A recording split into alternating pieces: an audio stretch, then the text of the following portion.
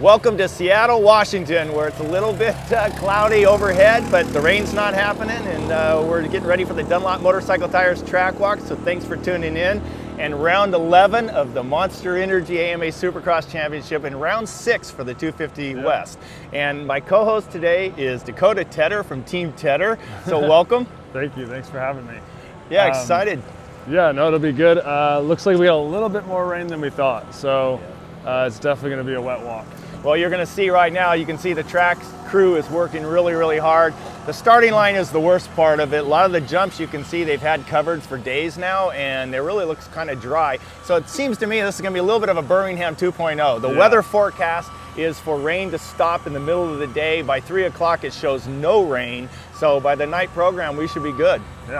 Yeah, so hey, Seattle's got a long history here in this race. I believe this is the 49th edition of the Supercross here in this stadium, in this city. And it started back in 1978. So while the track workers are pulling the last few tarps, we can kind of talk about the history. But what year were you born, Dakota? 91. 91, so 1978, back when the very first Seattle Kingdom Supercross took place. Jimmy Ellis, who was our 1975 Supercross champion, actually won the first race here at the Habit. And then from then on, from 79, for 11 straight years, they had double headers. And actually in 78 and 1980, Seattle was the season opener. So I actually even rode 1980 myself, so I know I was here. And it's, you know, back in February, it used to be a cloudy, dreary mess when we were up here, but it's inside the dome. Yeah, exactly. So the last Kingdom race, I believe, was 1999, and just, you know, poetic justice, Larry Ward won it. And Larry Ward used to live about 20 miles from here. And so Larry won in 1990, and then he won again almost a decade later in 1999. So it's nice when you have a local rider winning here, and you look back at the history of this city in Supercross, and you see where riders like Ryan Villapoto won his first Supercross here. And we have a lot of first-time winners, some well-known. I mean, we had in 1984 the doubleheader. We had Rick Johnson and Jeff Ward, two future Hall of Famers, win their very first Supercross races right here in Seattle. I believe Daryl Schultz was another first-time winner. Andrew Short was a first-time winner here. So it's been kind of cool that we've had a lot of first-time winners here in this city. But is there any one tonight that would be a first-time winner here? Gosh, that would be a gamble. Can you imagine? I don't know. With what's going on lately, I don't know. With the track weather, I mean, it's definitely possible. Yep, so one thing you're going to notice right off the bat is how long the start is here. Oh, yeah. And this is not the usual start for the Seattle layout. A lot of times we've had starts that have come across the end zone, which I'm not a big fan of. I actually like the longer starts. The only problem is, if you can show Derek, we got some pretty big standing water here, but I've seen the Dirtworks crew do miracles as we slop through this mess because the starting line area was not covered. But as you'll see on the rest of the track, it is pretty dry in some places, so it's dry enough. This is going to be tough. Yeah, so they'll scrape this off, and then they postpone the schedule. First session's not until, I think, noon, right? Is that the latest one? Okay. So coming into this first corner, 320 feet away. Big, wide, flat start. And, I like the fact that it separates the riders a little bit more because it makes it even across the whole start. So if you got a bad heat race and you go to the LCQ or you just got ninth, you crashed, you still have an opportunity to get a good start. Yeah. So you yourself, you raced professional. You turned professional in 2010, and you rode all the way through the 2019 season. And Team Tedder was really just a family. And you are one of 5 boys, right? And you're number 4 in the age, right? Yeah. And you had a brother, Miles, who also turned professional. So the two of you made it to the AMA Pro level. But I mean, at that point, when you guys decided to start helping another rider, tell us some of the riders you guys have had on Team Tedder. We had Jake Weimer, Nick Way, Benny Bloss, and Josh Hill. And then we had Josh and Justin Hill last year, which was awesome to have, another family with a family team. It was a really cool year for us. And Martin Davalos was one of your riders too.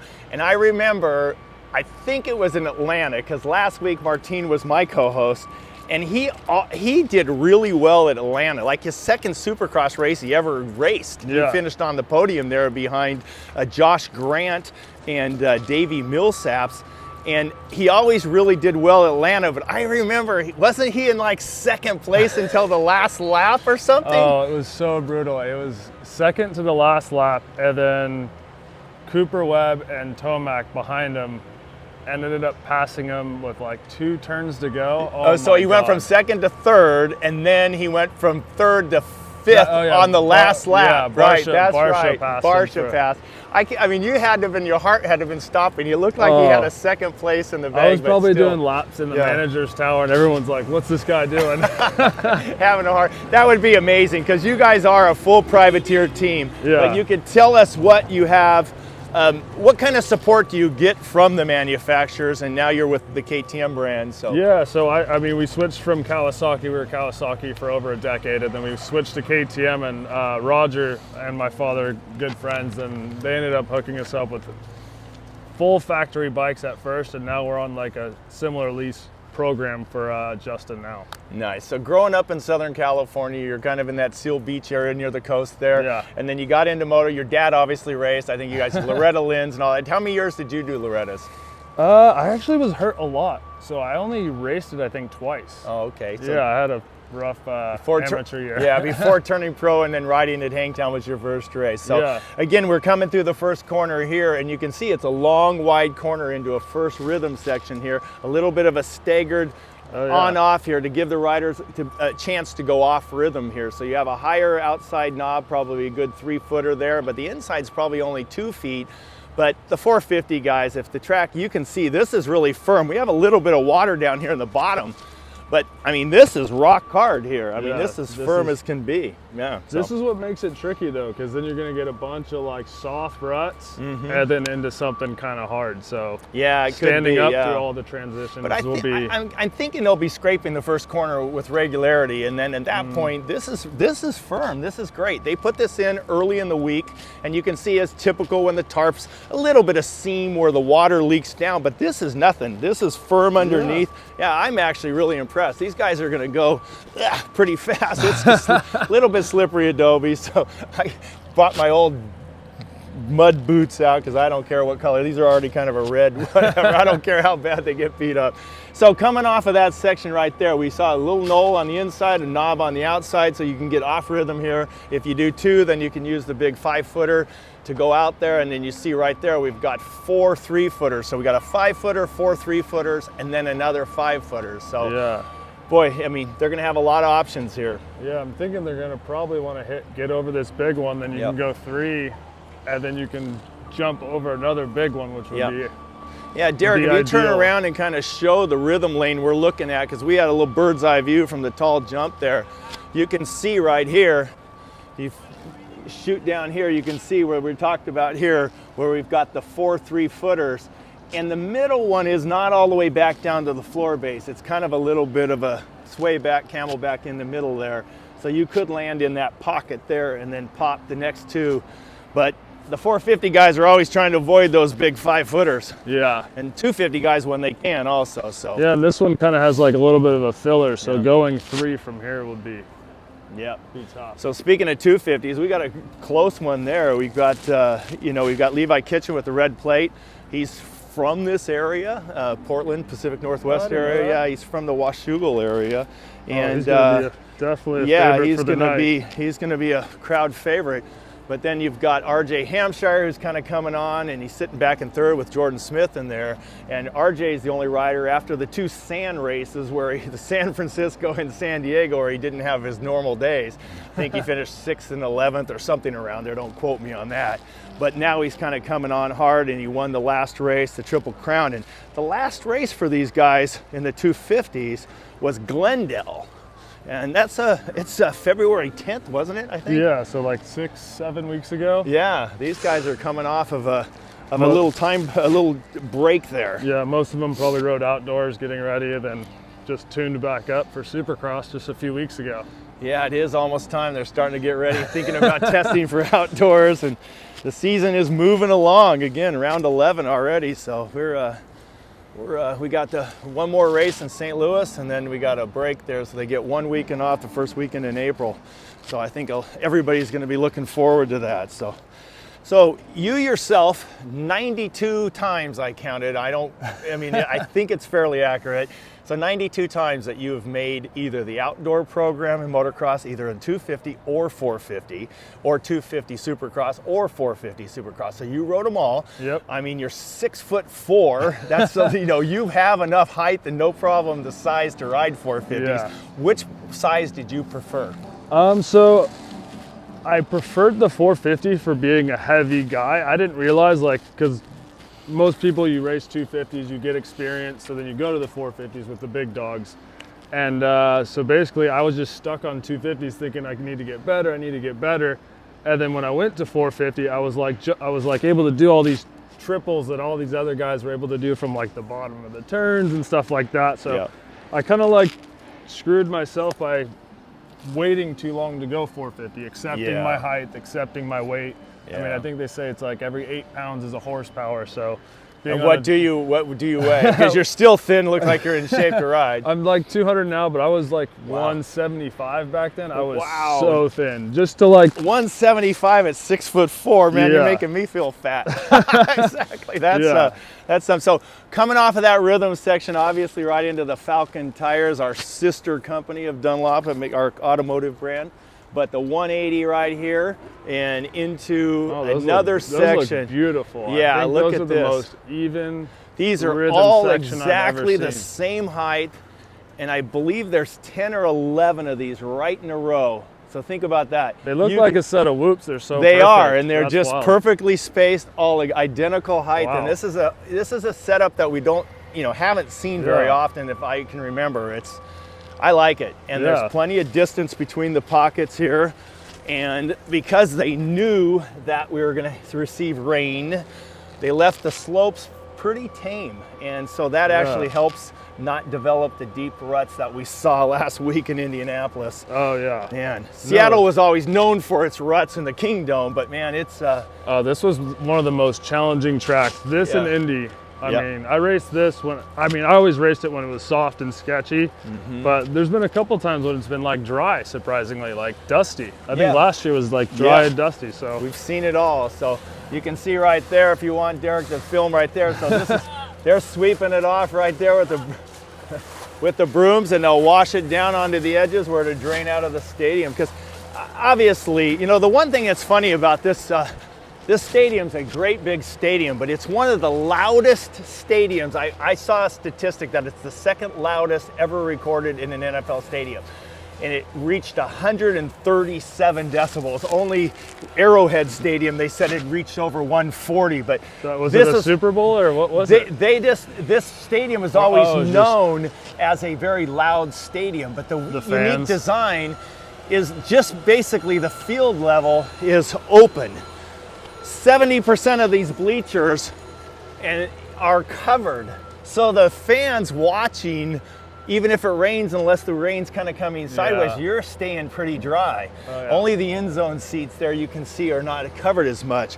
But the statistic I saw was 70% of the seats are covered. So it's an interesting play out, an interesting design to make playing football here. The elements are still available and involved. But the fans are comfortable. Yeah, it's definitely an advantage, I guess, if you live here. So it'll be interesting how Levi does tonight. Yeah, absolutely. So it will be. It's going to be fun. So this rhythm section, I really like it. It gives all sorts of opportunities to go off rhythm. If someone's going to be able to get a quad in there. Yeah. Otherwise, you're doing a single out if you're just 3 and everything. Every weekend, I don't know. These guys amaze me what they're doing on bikes. I mean, sometimes and you've raced recently, you understand. So. Oh yeah, no, it's incredible seeing these 250 guys get quads in these days. I mean, that was not even close to a thing when I was racing. I don't know if it's the bikes are better, the way they're doing the track, but the riders now, I mean, they're so trained, they're so practiced, the bikes are better, everything's better, and it's just, the sport is elevated to such a level right now. It's insane. So coming out of this right-hander, this is our one set of whoops right here, and they modified the setup a little bit here, and I actually like what they did. We're gonna see what happens here. these go right through these whoops. You know, hopefully they don't get too torn up. I mean, they've got some water sitting in the bottom of them. Yeah, but they're real thick, so they'll be able to, like, if they need to rebuild them, they'll have. Yeah, the tops are real round. Yep. So as you come through the whoops here, the one thing you're going to notice here when we get up here is they added this. They took out the last 3 whoops on the track map, and then they threw in this wall. They want to make sure to slow them down a tiny bit. That is a close transition. Yeah. If you're running like the 250s, I ran 4th if I could. Yeah. Mitch Payton said grab 5th if you could. If you're coming into this thing in 4th, I mean, just wow. I mean, it is straight up and down. 30 miles an hour. I don't even know. Can you get 3 feet? I don't know. Can we get this thing? All right. Well, now come on. No pressure, right? Come on, pressure. Go.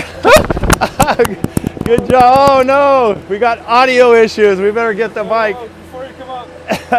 He dropped his audio.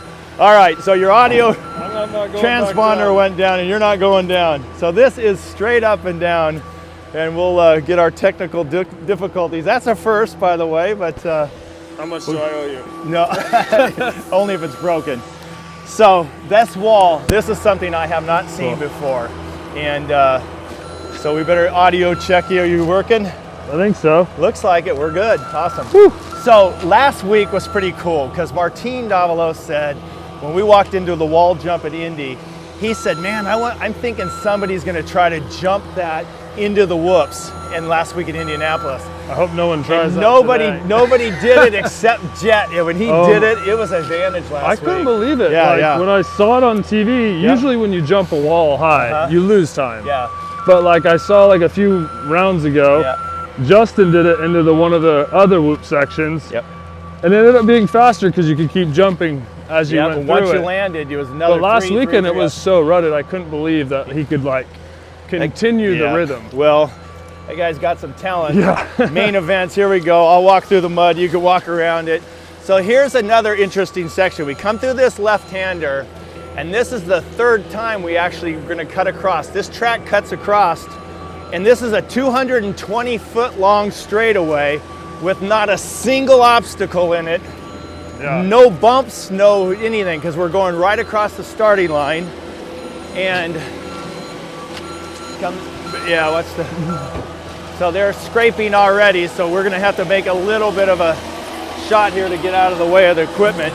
You're getting a little bit of a behind the scenes of what all these guys are doing, trying to get the track ready for about 3 hours from now, and the bikes are on the track. Yeah, it's incredible how quickly they can turn this track around. Yeah, they will, and they'll keep working it all night long until the main events. And but if it doesn't rain anymore, this track will be absolutely perfect for the night show.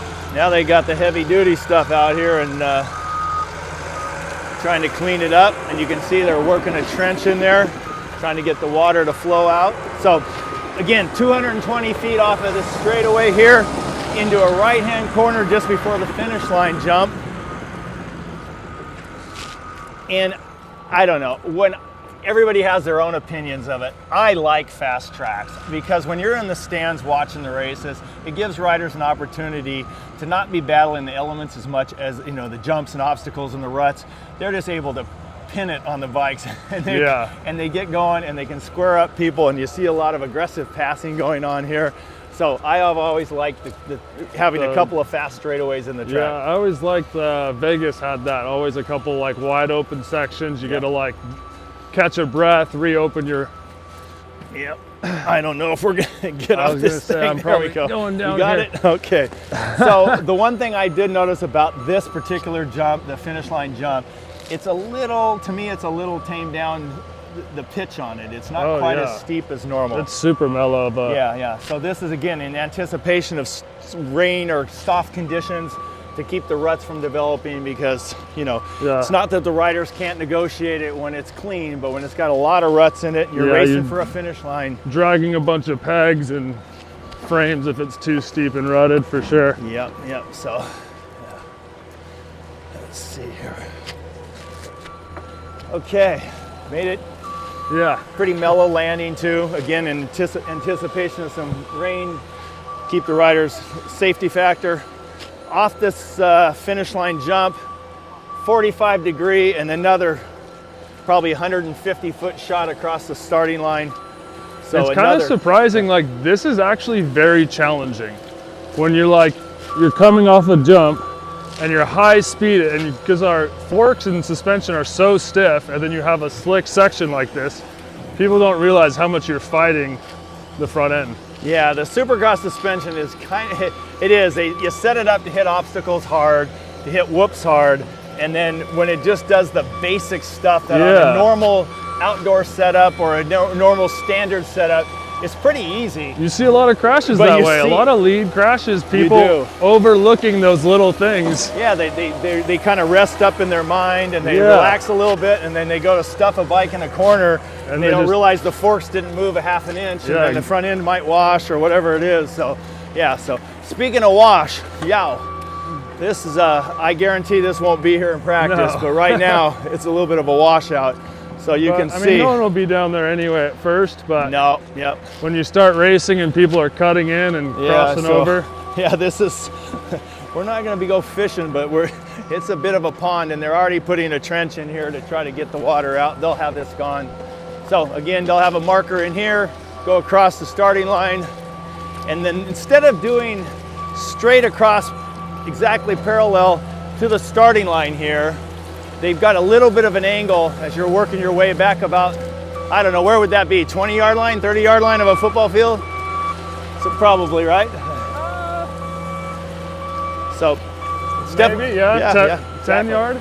Yep, so you're coming across the angle here and then into this corner here. So this is going to be interesting because you're coming into this at an angle, this first jump. Woo. So your socks wet yet? No, they're not. Oh, good. That's good. Okay, coming into here. So here, off of this little 3-footer, and then we've got an on-off table right here. So I don't think anybody's going to want to try to downside that. Definitely because it doesn't. There's no real advantage to it. The on-off table. If you'll show this, Derek, turn around the camera there, would you, for me? So the on-off table right here, and then there's another small 3-footer on the other side, and it goes right into what looks like the triple. It's going to be tough because this will become such a single line thing, and it's going to get so beat up. Yeah. You're going to have guys kind of start cutting down and using the water. Yeah, absolutely. So this stadium, when they first opened it, there was a few years we didn't have the races here in Seattle, and then when they opened this stadium, it was built, I think it was called the Seattle Seahawks Stadium for a few years before it became Lumen Field. But I think James Stewart won the first 3 rounds that were here. So the first 3 times they raced here. So he has a warm feeling about this town, I'm sure. So that was... That's kind of surprising. It's as far as he could be from his home. It is. It's very about far as way you can get from Florida. And then Tomac has won the last 2 here also. So we'll have to see, if he can get back on a win streak. We never know.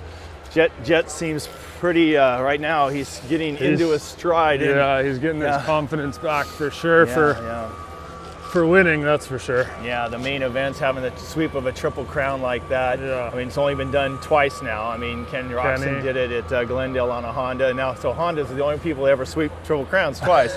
So that's so something that he's got going. Then winning the week or so before that. So it just seems like he's just on such a hot streak right now. It's going to be, someone's going to have to knock him off the top. Battle actually seems like it's for second place in the championship. Kind of, but I mean, these guys are so good now. We almost had a slip and fall over there, but I think all it takes is a little bit of confidence from one of these guys. Sexton getting a lot better. Tomac building on some strength right now, so it'll be interesting to see who rises I don't know if it's their confidence. What would you say it would be? Confidence or skill level up to Jets? That's a good question. When you start getting on a roll like that and you start getting on, in confidence. And so, I mean, yourself, you didn't have your Supercross championship, but I mean, you had top 10s in Supercrosses. You had, again, 97 races that you made the main event. So when you're riding, as you get better and better, as your confidence improves, I mean, you just have a better feeling about yourself. And and your bike and your performance, and you're not doubting things. You're just kind of riding on almost with instinct. And that was one of the sad things is Roger told me when I went to do, being a team manager, he's like, it's going to be the best thing for you. Because I had planned to go back to racing. I had a really horrific wrist injury. And it's funny to see other athletes, like how bottled up they get on, like, some of the best riders in the world. They get bottled up on the track, and just as I did, and I thought everyone else was kind of perfect. So it's interesting to see how mental this game is, and especially these top guys. When you say that, it's absolutely. I mean, there were days when I rode, I felt like, I kind of knew in my mind there was a really good chance I was going to win. And there were days, I went to places that I didn't like very much or whatever it may be, and I didn't have that feeling. And you don't know. You imagine that the psychological part of the game is so challenging like that. I've been around many of the top riders now. I'm 23 years with Dunlop, so I've worked with almost all the top riders, and just being with them during the week, testing maybe, practicing, how and their then you see mindset them is on the races. It's surprising, and everybody has their different way of doing it. I remember, some riders, multiple-time Hall of Fame champions, they would have this doubt in their mind of, everything on the bike. They questioned everything, but once the gate dropped, they were able to just kind of erase it and just ride with what they had. And that's not a bad way to do it, but there was other riders, who always questioned. They would go testing, for instance, and they have a tire that was just fantastic on their track. They loved it, and they have one thing happen in practice, and they all want to go back to everything the way it was and throw out all that weeks of testing for nothing. But it just, I get it, I understand it, but it is the mental part of the game is so important. So yeah, for no question. So right now we've got 15 points separate second through fifth. Webb, Sexton, Roxton, and Tomac. Roxton's been riding really, really well. I love Roxton's style. I mean, with Jet with a 21-point lead, and he's got 25, which is a full race over third. He's certainly in the driver's seat right now. So unless something happens, it's hard to say. I mean, he's just so good right now. He really is. So it's really cool. And after like James Stewart, no one thought we'd see that like new level of domination, like skill and technique. It's been like who's been fitter, who's had more luck, whatever. But Jet had that like what James did as far as like a new skill, I guess. Absolutely. So tell us about what you guys have going tonight. I know we've had Justin battling an injury right now. He had some rib issue, and then kind of going into his back a little bit. He actually got landed on at Daytona, and then luckily nothing like too bad, just a couple of broken ribs, but we're thinking that it's like pulling on like something near his spine because he's having a hard time to reach out and pull himself back. That can happen. Had that injury before, the transverse prostate, it's called.